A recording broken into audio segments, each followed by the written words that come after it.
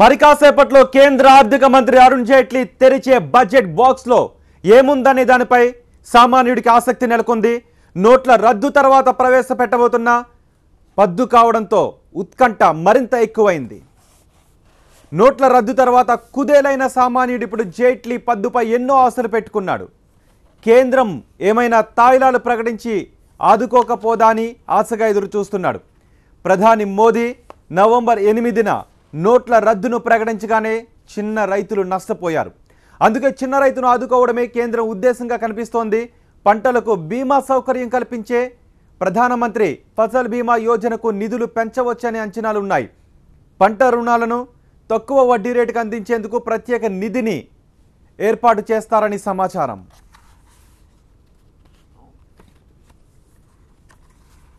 అలాగే ఇక ఇంటి రుణాలపై రాయితీలను పెంచాలని సామాన్యుడు కోరుకుంటున్నాడు.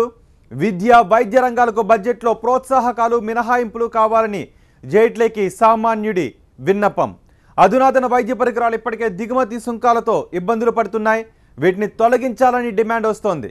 అలాగే జీఎస్టీలో వైద్య రంగాన్ని చేర్చకూడదు అంటోంది వైద్య రంగం. మరోవైపు వ్యక్తిగత ఆదాయ పన్ను స్లాబ్లను పెంచుతారని ఉదరగొడుతోంది కేంద్రం. ప్రస్తుతానికైతే 2.5 లక్షల వార్షిక ఆదాయం వరకు ఎలాంటి పన్ను లేదు. అంటే నెలకు 20,833 రూపాయలు సంపాదిస్తున్న వారు పన్ను పరిధిలోకి రారు. ఈసారి ఇక్కడే ధమాకా నిర్ణయం రావచ్చని ఆశిస్తున్నారు. తొలి ట్యాక్స్ స్లాబ్ను మరోసారి 50,000 పెంచి 3 లక్షలు చేస్తారు అన్నది ఒక అంచనా. ఉద్యోగులకు సంస్థలు అందించే అలవెన్సులు, రాయితీలను కూడా పెంచాలని డిమాండ్లు వస్తున్నాయి. నోట్ల రద్దు తర్వాత ప్రభుత్వం డిజిటల్ లావాదేవీలను ప్రోత్సహిస్తోంది. ఈ లావాదేవీలకు రూల్స్ జోడించాలి అన్నది ప్రభుత్వ ఎజెండాగా కనిపిస్తోంది. అందుకే 50,000 ఆ పైన నగదు లావాదేవీలపై పన్ను విధించాలని కేంద్రానికి ప్రతిపాదనలు అందాయి. ఈ కొత్త పన్ను విధిస్తే కామన్ మ్యాన్ అల్లాడక తప్పదు. జైట్లీ బడ్జెట్లో సర్వీస్ ట్యాక్స్ పెంచుతారా లేదా అన్నది కూడా ఇప్పుడు కీలకంగా మారింది. ఎందుకంటే జూలై నుంచి వస్తు సేవల పన్ను జీఎస్టీ అమలవుతుందని ప్రభుత్వం చెబుతోంది. జీఎస్టీ అమల్లోకి వస్తే సేవా పన్ను రేట్లు పెరుగుతాయి. జూలైలోనూ ఆ తర్వాత ఎలాగూ సర్వీస్ ట్యాక్స్ పెరుగుతుంది కాబట్టి ఈసారి పరోక్ష పన్నుల జోలికి పోకపోవచ్చని మార్కెట్ పండితులు లెక్కలు కడుతున్నారు. అటు తొలిసారిగా సాధారణ బడ్జెట్లోనే రైల్వే బడ్జెట్ను కలిపేశారు. ఈ ఏడాది రైల్వేలకు ఆర్థిక మంత్రి 1.3 నుంచి 1.4 లక్షల కోట్ల రూపాయల బడ్జెట్ను కేటాయించే అవకాశం ఉంది. వరుస రైల్వే ప్రమాదాల నేపథ్యంలో సేఫ్టీపైనే కేంద్రం దృష్టి పెట్టినట్టుగా తెలుస్తోంది. రైల్వే సేఫ్టీ కోసం ఈసారి మాత్రం 20,000 కోట్ల రూపాయలు కేటాయించే అవకాశం ఉన్నట్టు సమాచారం. ఇక రైల్వేల పనితీరును మెరుగుపరిచేందుకు ఛార్జీలను 2 నుంచి 5% పెంచే యోచనలో ఉన్నారు జైట్లీ.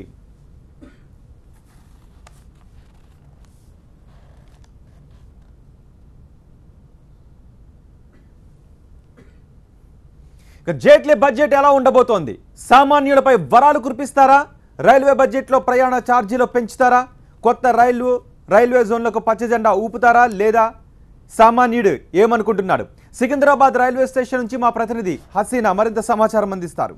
అయితే ప్రజలు ఏమనుకుంటున్నారు, ఈ రైల్వే బడ్జెట్ ఏ విధంగా ఉండాలనుకుంటున్నారు అనేది మనం ప్రయాణికులను అడిగి తెలుసుకుందాం. సార్, ఈ రైల్వే బడ్జెట్ నుంచి మీరు ఏం ఆశిస్తున్నారు? ప్రస్తుతము ఈ గవర్నమెంట్ పెద్ద నోట్లు రద్దు చేయడం వల్ల ఆర్థికపరమైనటువంటి ఇబ్బందుల్లో ఉన్నారు కాబట్టి ట్రైన్ టికెట్స్ పెంచకూడదు, యాజ్ ఇట్ ఈజ్గా ఉండాలి. మెయిన్గా ప్రజల దగ్గర ఆర్థికపరమైన ఇబ్బందుల్లో ఉన్నారు కాబట్టి ఫస్ట్ కోరుకోవాల్సింది ఇప్పుడు ఏ టికెట్లు పెంచకూడదు. అలాగే విశాఖపట్నం రైల్వే జోన్ అది పెండింగ్లో ఉంది, దాన్ని కన్ఫర్మ్ చేయాలి. అమరావతి అనేది ఆంధ్రప్రదేశ్ క్యాపిటల్కి ఇప్పుడు ఫిక్స్ అయింది కాబట్టి అక్కడికి ఎన్నో ట్రైన్ ఫెసిలిటీస్ అనేది ఏర్పాటు చేయాలి. అప్పుడే ఆ ప్రజలందరికీ కూడా అక్కడికి వెళ్ళడానికి అవకాశాలు ఉంటాయి కాబట్టి కేంద్ర ప్రభుత్వం వీటి మీద దృష్టి పెట్టాలని మా యొక్క సేఫ్టీ అనేది ఇప్పుడు ట్రైన్స్ తరచుగా ఈ ప్రమాదాలు జరుగుతున్నాయి కాబట్టి ఈ ప్రొటెక్షన్ అనేది చాలా బాగా ఇంకా అభివృద్ధి చేయాలని, కాన్సన్ట్రేషన్ పెట్టాలని నేను ప్రభుత్వాన్ని కోరుకుంటున్నాను.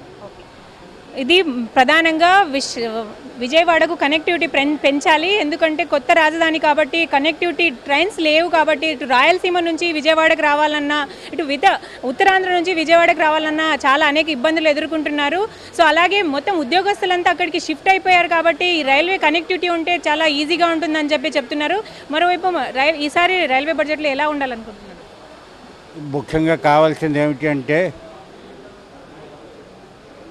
సీనియర్ సిటిజన్స్కి ఏది ఇస్తున్నారో అది కంటిన్యూ చేయాలి, అది డిస్కంటిన్యూ చేస్తున్నారని చెప్పి వినికిడి ఉంది. దానికి డిస్కంటిన్యూ చేయకుండా అది కంటిన్యూ చేయాలి. ఆ తర్వాత దీనికి మనకి బెర్త్లోని గరీబ్ రత్లోని సైడ్ బెర్త్లు చాలా ఇన్కన్వీనియంట్గా ఉన్నాయి. దాన్ని తీసేసి దానికి కూడా కన్వీనియన్స్ కలిగిస్తే బాగుంటుందని నా ఉద్దేశం. ట్రైన్ లోపల ఫెసిలిటీస్ కూడా పెంచాలని చెప్పి మరొక ప్రయాణికులు కోరుతున్నారు. అలాగే సీనియర్ సిటిజన్కి ఇస్తున్న ఏవైతే ఫెసిలిటీస్ అవి అలానే కొనసాగించాలని అంటున్నారు. మరికొంతమందితో మనం మాట్లాడదాం. సో ఇది రైల్వే బడ్జెట్ ఏ విధంగా ఉంటుందనేది మనం వెయిట్ చూడాల్సి ఉంది. కొత్త రైళ్లు వస్తాయా, పాత పెండింగ్ ప్రాజెక్టులకి మోక్షం కలుగుతుందా లేదా, సేఫ్టీ పైన ఎక్కువగా కాన్సన్ట్రేషన్ చేస్తారు ఈసారి బడ్జెట్లో అంటున్నారు. అయితే సేఫ్టీ పైన కాన్సన్ట్రేట్ చేయాల్సిన అవసరం ఎంతైనా ఉంది. అలాగే ఇన్ఫ్రాస్ట్రక్చర్ డెవలప్మెంట్ మీద కూడా కాన్సన్ట్రేషన్ చేయాల్సిన అవసరం ఉంది. సో వీటన్నింటిపైన ఏ విధంగా ఉండబోతుంది అనేది ఆసక్తికరంగా ఉంది. కెమెరా పర్సన్ శివారెడ్డితో హసీనా, TV9 హైదరాబాద్.